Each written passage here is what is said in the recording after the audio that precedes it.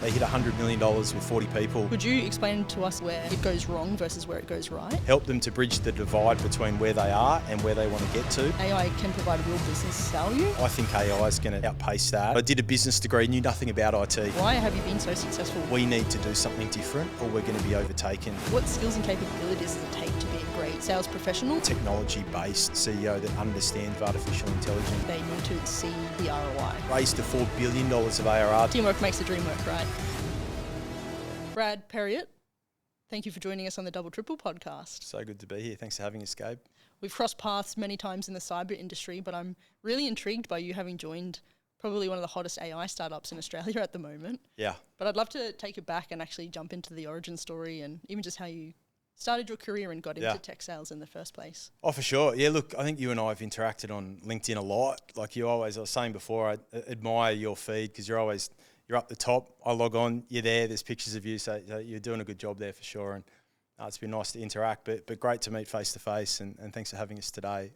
Great career, I'm proud of it. I've been fortunate too. I mean, I left university in 2004, that sort of spells out my age, but just spent time in IT, in cloud, infrastructure, observability, cybersecurity, and now, like you say, I've sort of walked the walk into AI, which is the most exciting part of my career. I mean, looking through that whole journey, I've had a lot of different roles and responsibilities as well, which I think's really important if you're going to become a general manager to do.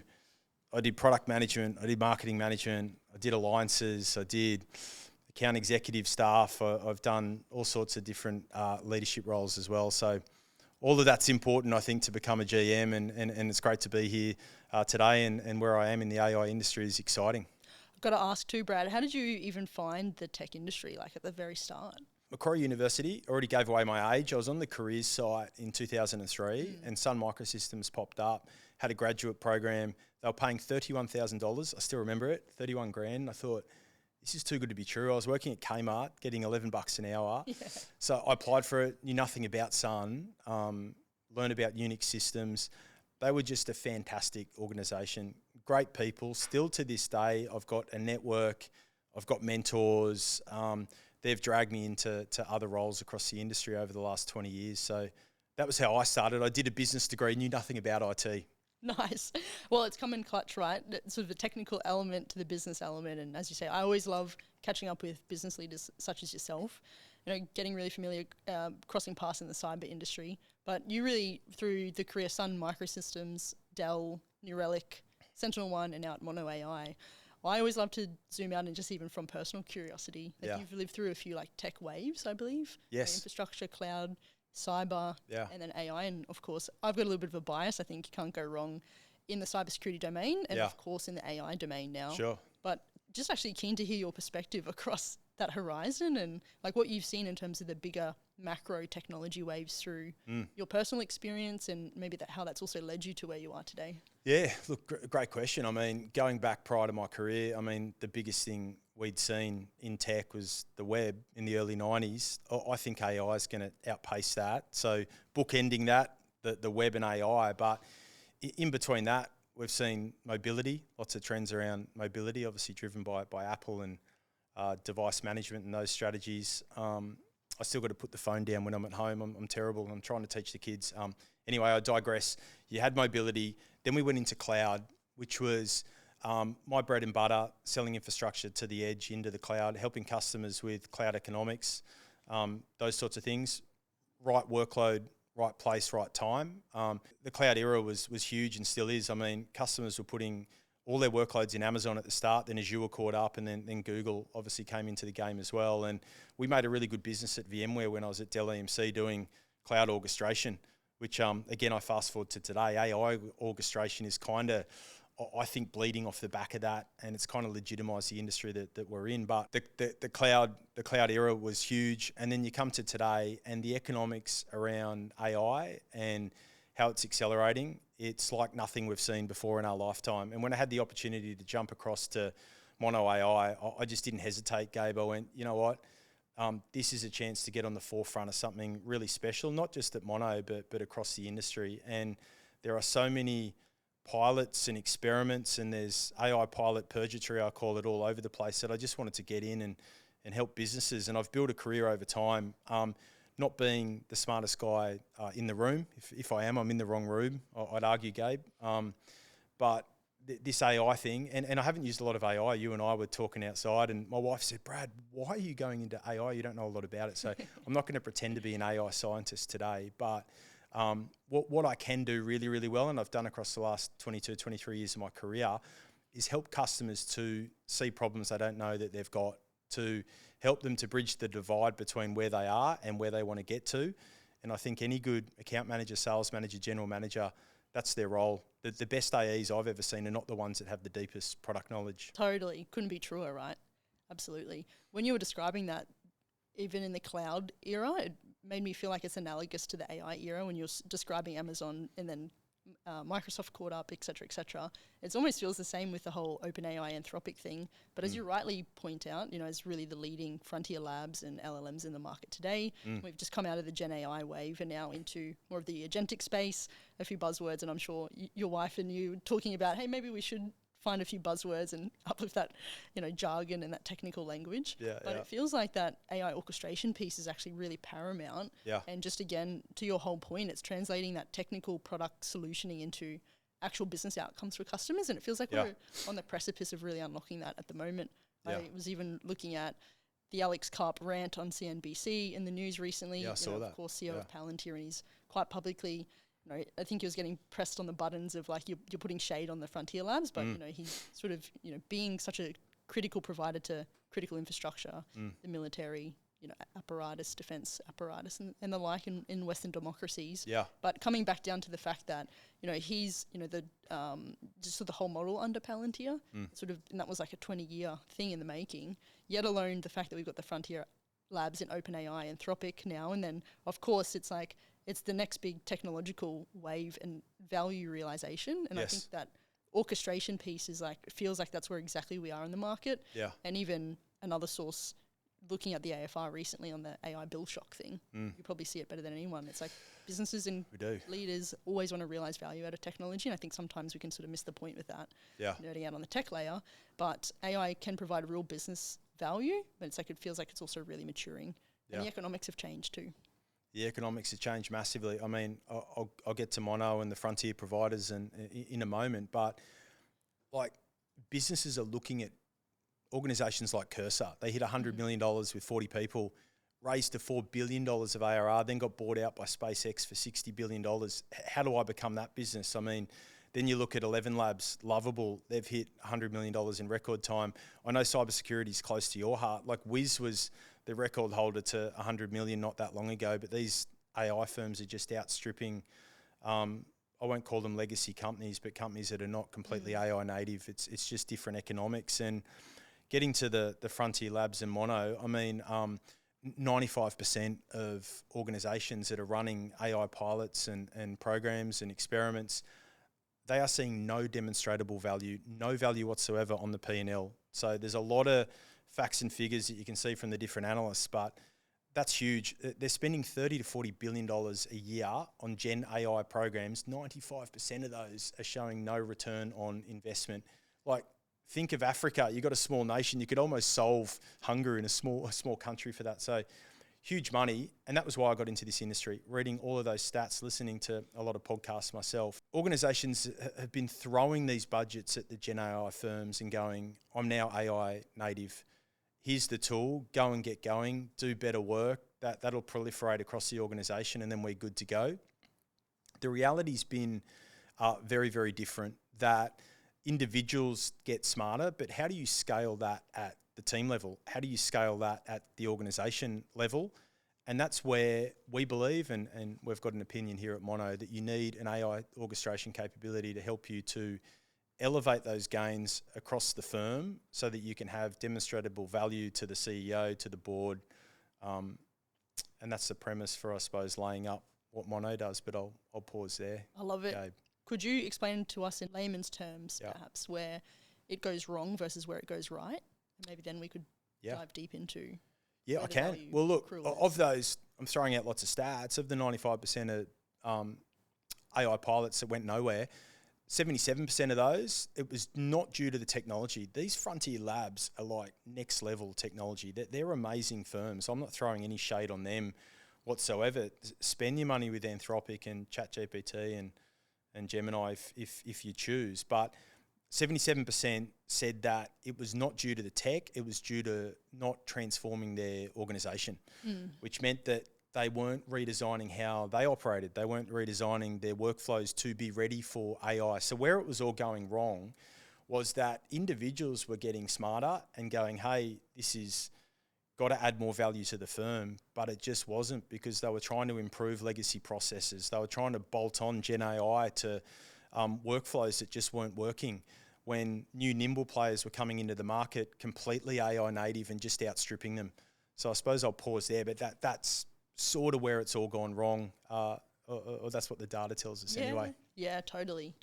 I feel like it's also like just moving at breakneck pace as well. Like things just rapidly evolve. Like you made the whole example of Cursor and the 11 labs, like the new economics are actually like mind bending in a sense of like, how is this possible? Like we knew the Wiz story, of course, coming out, fastest company in the world to grow to $100 million ARR and acquisition, $32 billion, I think it was, by Google. Yep. And then it's just like, holy moly. And now you get the Cursor one, $60 billion. It's like it's double from there, like it's crazy, the pace of change and just like the new economics associated with it. Yeah. But I feel like what that means to businesses is like they need to see the ROI, which is always the case with technology in any situation from what I've seen. It is. And that, I suppose, brings us neatly to the Mono story, that we sit on top of those frontier labs. So we're an orchestration platform, and it's not a wrapper around these LLMs or reasoning models. It's 150 tools and platform primitives.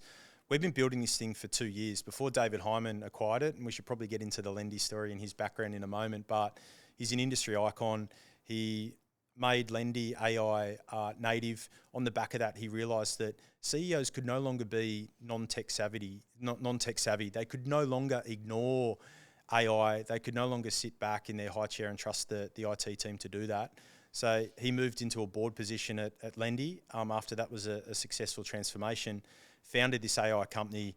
It had been building for 2.5 years, 2.5 years. We put a bunch of smart people on it, launched it on the 31st of March. And I can share some of the results because I noticed that Dave just did so on LinkedIn. But first quarter in operation, I've been there since day one. We signed 8 enterprise customers. Doesn't sound like a lot, but not a lot of startups will land 8 household names in their first quarter in business. All of them went through a value realization phase. They said, respect Dave, respect what you're doing, but I want to see the proof in the pudding. We went in there, proved it in a matter of weeks, and I'll get into our methodology and how we do that. All of them converted to contracts. So if you think 95% of firms are not getting a return on investment, we've converted 100% of pilots to contracts. So that's been great for us. But we're sitting above the frontier models. We're going out to them via inference only, which means that we're entirely data sovereign. We're headless. We sit within a container, whether that be in your public cloud environment, in a secure tenant, or in a virtual private cloud.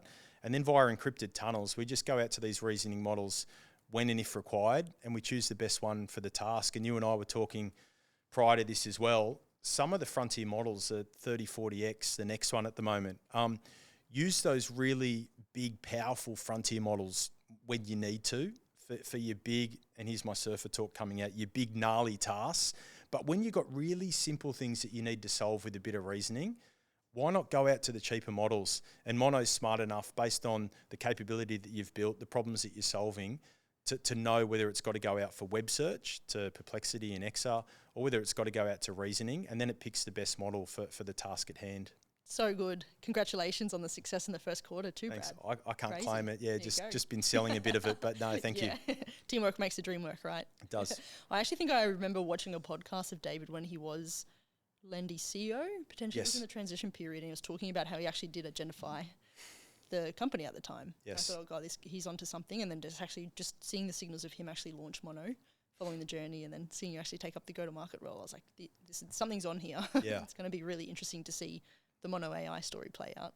Yeah, Very, certainly. very cool. I remember him sitting me down. We were sitting in Morrison's. We had a beer, and he said, look, he gave those stats to me that all of these things are failing not because the tech's no good, it's because the organisation's not ready to adopt.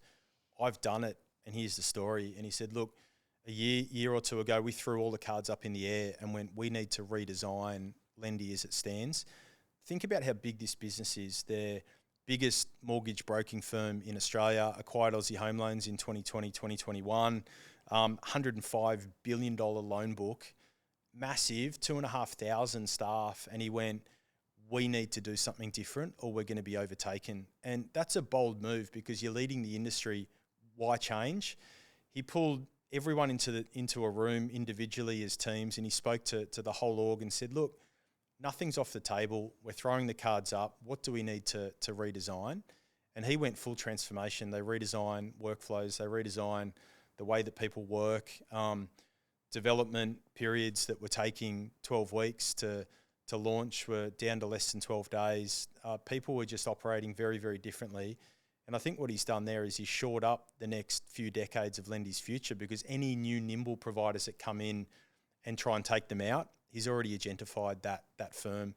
And that's back to my story previous, that he realised that as the CEO, I've become really AI savvy and AI native. I now need to go and coach other CEOs and boards so that they can do similar. Such a good story. How critical do you think it is for the leader to actually take the mantle and help with AI transformation? That example was probably proof in the pudding, but even just in your experience now working with organisations with the MonoAI go-to-market, I just feel like when the CEOs and the leaders actually do become really AI savvy, it can be incredibly transformational, and it's almost like you actually can transform the business into becoming AI native, and as you describe, shoring up from competition in the future. Do you see that? Look, I do, and Dave is out coaching boards all over the country, speaking to other financial firms, talking to government. He can talk AI with the best of them. If I bump into Dave in the corridor, I certainly don't riff with him about AI and try and outdo him. He'll knock me under the table. So he's realised that the CEO of tomorrow needs to be fantastic on the technology as well and be super AI savvy.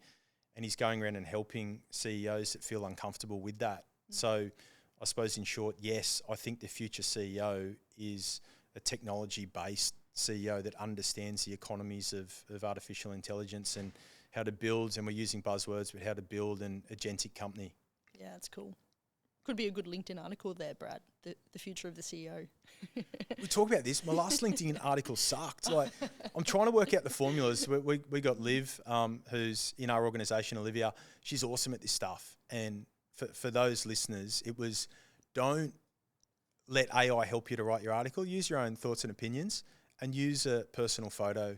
And I failed on both of those accounts. So I won't pretend to be great at LinkedIn, but it is an amazing platform, isn't it, Gabe? Yeah, it's a hand onto hot stove learning style, I think, Brad. But your LinkedIn posts have been awesome lately. Yeah, thank you. It's good, documenting the journey too around Mono. So. Trying to be as authentic as I can. Yeah, we love it. So good. Coming back to the Mono story and just where it's led you to in the first quarter, I don't know if you want to take this technical or more of a business lens, but I think the point around orchestration is really critical, but are you seeing customers when they are doing the pilot and then rolling into production, are they starting with a specific workflow instead of like a functional area, or are they looking to actually put the cards on the table and just go back to completely designing something new from scratch and then thinking about how it could be integrated with AI or redesigned with AI? Like where's the sort of starting point today, and why have you been so successful rolling that through to full production? Like what's the value realization actually look like more tactically for leading enterprises today? Yeah, cracker question. I'll answer it very briefly. How do you eat an elephant? It's one bite at a time. Not many firms are doing what Dave Hyman did at Lendi and throwing all the cards in the air and going full transformation. There's some big firms that are going down that path, and kudos to them. They're redesigning everything. Most of them are starting small. Pick 1 to 2 to 3 big, I'll say gnarly again because I love it, big gnarly business problems that you've got, and bite those off, solution around them and solve them. So I'll come back to that, but I've probably got to just finish the MonoAI platform story. So 150 tools, platform primitives, AI orchestration. Think, why would you put the foundations and the slab and build the tools when you're building a house? Go to someone like a Mono and we'll put the slab down, we'll give you all the tools so that you can build the house. So it's not a build versus buy story. It's where you start building from and what do you buy? And there's really smart firms out there building their own orchestration capability. Again, 2.5 years, lots of engineers. I'd advise against it. But above that, we connect into all of the customers' data repositories, their applications, their systems via open APIs or MCPs. So we look back in time at stagnant data and data swamps and all stuff that they're not using all the way through to today. And we connect up with all their systems so that when they've got internal meetings, when they've got external meetings, when they're doing presentations internally to the board, externally to a CEO, when they're sending out proposals, when they're doing their best work every day of the week, Mono is watching and it is learning, and it has that semantic memory layer that sits across the whole firm. And like I said, then it has the maths and the web search and the reasoning to go out externally to help to solve the biggest problems. So that's I suppose the bow around the MonoAI story. Where a customer's starting, they're starting again with those problems. And we're going in and talking to, I've met more than 50 customers in my first 13 weeks in the job, and we're talking to them just about simple stuff in some cases. How do I get better at HR onboarding? They've got service now, but how do I agentify that and take a human out of the loop? How does my CMO get smarter at running marketing programs and adoption? And something that's near and dear to my heart, how does sales leaders get a better handle of their pipeline and keep their salespeople honest? So I'll pause there, but there's some of the big problems that we're helping customers to solve in our infancy at Mono so far. Yeah, I love it. Two thoughts and questions from me, Brad, as you described that. You were mentioning before, sometimes people might not necessarily have the problem definition at hand. So it sounds like you go in and help them understand where that starting point is too, because it's almost like that unknown. You don't know what problem to solve first, or how do you prioritize it, or where is the big value or the payoff. Yes. Feels like sometimes you might not necessarily know what the best problem is to solve. Yes. It's probably a lot of like problem definition that also comes with that. Certainly is. I assume. Yep. Yeah. And then I'd actually love to, I'm really interested in the sales use case, being a sales leader yourself, and, gone are the days of the CRM, I think. We all know what it's like, chasing updates or pipeline hygiene. Salesforce hygiene isn't there, but it's like you also want to enable sales teams to be really effective. And I think like information can be accessible like a lot of the time. So you've built like a sales intelligence or client intelligence sort of tool natively for your own team, right? It's close to my heart. Yeah. Yes. Could you tell us about that? I'd love to hear about it. I can. So back to the problem definition. So something that's been interesting to me in my first quarter in the business is that I'm a big exponent of command of the message, force management, MEDDIC, account planning, doing your discovery, understanding the customer's business problems, really understanding them, 2 ears, 1 mouth, doing a lot of listening, and then going back to your firm, have 2 or 3 meetings before you start talking about how we do it and how we do it better. All those skills are still relevant in the AI world. Even more so, I would argue that customers just don't know how to understand the problem that they have at hand. And just by asking them some really smart discovery questions, and I use Mono before every meeting. It scrapes my calendar. It serves me up. You're meeting with Gabe at Palo Alto, maybe in a previous life, and this is what Gabe does, and this is other people in your firm that have met with her. This is what we know about her. These are her priorities. We've looked at web search. We've looked at LinkedIn. We've done a bit of reasoning. Here's an agenda, and I ask it to give me the top 10 discovery questions that I need to ask to help the client. And more often than not, that helps to sort of unpack and unpick what the real problems are that we need to solve. So I'll just touch on that the sales techniques of yesteryear are still relevant in the fast-paced AI world. Client intelligence, we all love the theatre of a forecast call, sitting down, banging the table. There's a rep that the manager's got their eye on. They haven't done a good job in their forecasting. Their pipeline's not up to date. And they'll just go them in front of their peers so that you all learn that next time you don't want to be that rep. You want to make sure that you're not that rep, that you got your pipeline up to date, you're committing business, you're delivering that business. But it was all opinion and not a lot of data. And I ran those forecast calls. I tried not to bang the desk too much, but you get to the end of it and go, I still don't really understand my business. Okay, the team's rolled up $3 million to me. I'm going to roll $2 million up to my leader. Does he or she trust me? They're going to roll up $1 million. Before you know it, those figures across all the countries for US public firms, for example, they go to the street and everyone's just banking on opinion and hope. So we built the client intelligence app. It is an agentic way to run your business. It sits on top of the Mono platform. It's got a database layer. It's got I'll call it a CRM layer. We're trying to avoid that, but it's got a customer relationship management layer. It's got a revenue orchestration layer on top of it. Think Clary. And then it uses our platform to understand everything that's happening across the business, all of the meetings. It's looking at calendars. We've got Circle Back as a virtual meeting note taker. At 6 o'clock every night, the client intelligence app via the MonoAI platform goes out and looks across our business, and it understands all of the iterative meetings that have happened for deals that are in pipeline or deals that are not in pipeline yet, which it'll push to pipeline with a stage and a value, and then it works out what the next steps are, agentic next steps. So Brad, you need to do this. Dan, you need to do that. Matt, we need you doing this over here. And it surfaces those in the client intelligence tool so that when we sit down for the fabled forecast call, it's got all that there. And instead of sitting there and banging the desk and going, tell me what you're going to close. Do you know the economic buyer? Who's the champion? Would you put your house on this? It's all there in front of you. There's 3 actions that need to happen. These are the 3 people. And we've even wrapped SLAs around that so that it notifies me if the sales force are not following up on their actions in the required timeframes. It's been a breath of fresh air. We're eating our own dog food. We're about to start selling this as well, Gabe. Drinking your own champagne there, Brad. That's it. So good. What a better way to operate. It's like when the CEO has an imperative to be AI technical minded today, it's almost like the sales rep has an imperative to also be AI native in this sense, but it's like giving them the tools and the systems to be able to do so. That's it. And they can't tell fibs. That's because right. the system is looking, yeah. Yeah, exactly. Look, I had 10 meetings. I met the economic buyer and my champion's going to close the deal.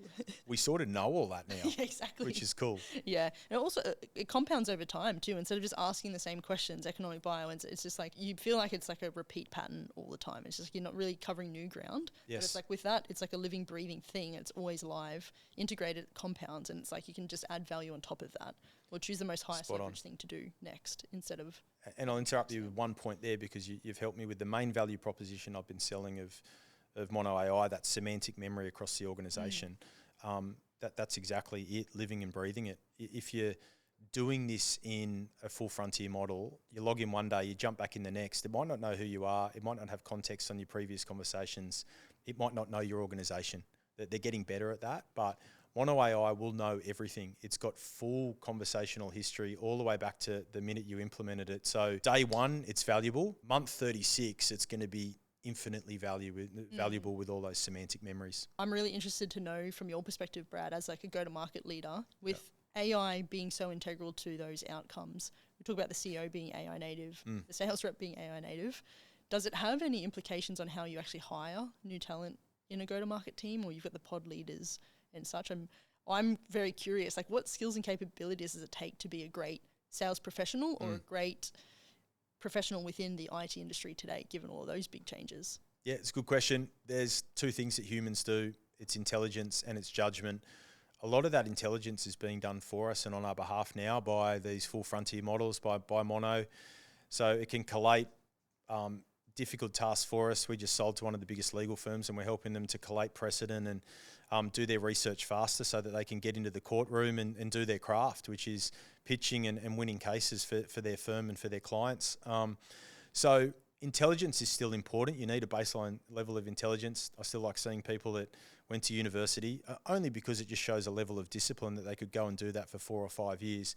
But EQ has come to the front. It's emotional intelligence will be the superstars of tomorrow. People that can sit down in a boardroom, listen to people, understand when they should speak, when they should listen, the right things to say, pulling together the really smart resources across your organisation and engaging them across your important customers. They are the future of tomorrow. And I'm hiring people more so now that have a really high EQ, have great judgment, rather than the ones that might be super, super smart on the IQ scale, but a little bit lower on, hey, I don't really know how to build customer relationships. So that's a little bit of what I'm doing and how things are changing. Yeah, it's like the human-to-human element is even just more pertinent today in like an AI. AI is not taking jobs. It's just putting those people to the fore, the ones that know how to look after people, be good people, have good values. Someone said to me many years ago, people are going to remember how you made them feel, not what you said. And that still holds true in the AI era. It's very true. Yeah, love it, Brad. Awesome. What about, just to finish off, what are you most excited about when you paint the wave the magic wand, let's say, as you look forward in the vision with Mono and what you're seeing in the market today, is there anything that you're really bullish on in terms of AI transformation or what you guys are actually doing in terms of taking Mono to market? Look, I just look back to that cloud era and orchestration, cloud orchestration with VMware. We had a lot of success there. And I feel like we're only just tapping into this. Customers have bought big enterprise subscriptions and they're realizing that maybe that wasn't the right move. OpenAI was the darling last year. Anthropic is killing it this year with their models. So I think we're only just touching the surface of AI orchestration and how important it is. Spoke to a firm just yesterday and they have agent bloat. What does that mean? They've given them all the reasoning tools and all these individuals have built a ton of agents. And if you speak to them individually, they say, I'm being heaps more productive. I'm doing the right thing by the company. But all of them have built different agents that no one else can use. So I've built something, Gabe's sitting beside me, you've built something else. We can't cross-pollinate and work on each other's capabilities. And I think the penny is dropping across the market that this is a huge problem. And until you can elevate above those full frontier models, you can orchestrate and have that semantic memory, you can save money. I mean, costs are huge. We spoke about tokens just before this podcast. And it used to be, great, we're spending a lot of money on tokens. We are AI native. And that was the same with cloud. I remember meeting some of the big banks at the start and they were using Amazon, they were all in. And I said, geez, don't you want a little bit of private cloud, a little bit of on-prem or site infrastructure to do certain batch jobs and tasks? No, we're cloud native. We're doing all this. We're all in with Amazon. And then they hit that juncture where, oh no, Amazon may not be the right thing for every one of my workloads. I've now got Azure. I've now got Google. I think that same trend is happening across the AI industry, that it's not right workload, right cloud. It's right agent. It's right capability. It's right frontier model. Right tools. Right tools. Yeah, everything. And we are at the precipice of this. The 8 logos that we closed in our first quarter is just the beginning of something that we believe at MonoAI is really special. I have to ask, just as we do wrap up, what about the whole harness thing and the security, the guardrails? Are you seeing that actually top of mind as we look to roll out AI across the enterprise? Thank you. And you served me up with something I forgot to mention, which my team would have been very unhappy about. So we see that orchestration platform and the 150 tools and platform primitives as the agentic harness, essentially. That's a new word that's being thrown around. What sits on top of an agentic harness? Developers and engineers want a coding capability, and they've been using Claude Code and Codex, and they're great capabilities. Again, you're building at the individual level with individual memories. We're just launching tomorrow, Amazon. We've got hundreds of people coming out to their Park Street offices. They're a fantastic partner of ours. We're soft launching Mono Foundry, which is our coding platform, sitting on top of our agentic harness. Once you've connected up the agentic harness to all of your data repositories, your applications, your systems, as we spoke about earlier, you can code with all of those memories that are happening today in real time, but also all the way back through time. So when you are coding, designing, building, you are way smarter than when you're doing that on individual tools without that full semantic memory capability. So the harness is key.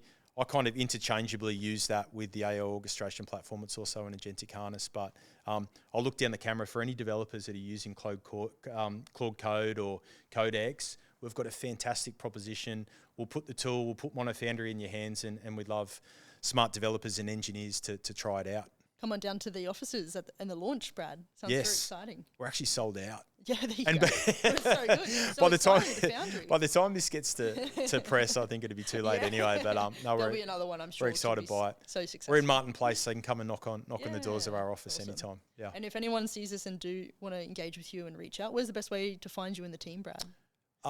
Me at LinkedIn. I'm pretty active on there. Please reach out and connect.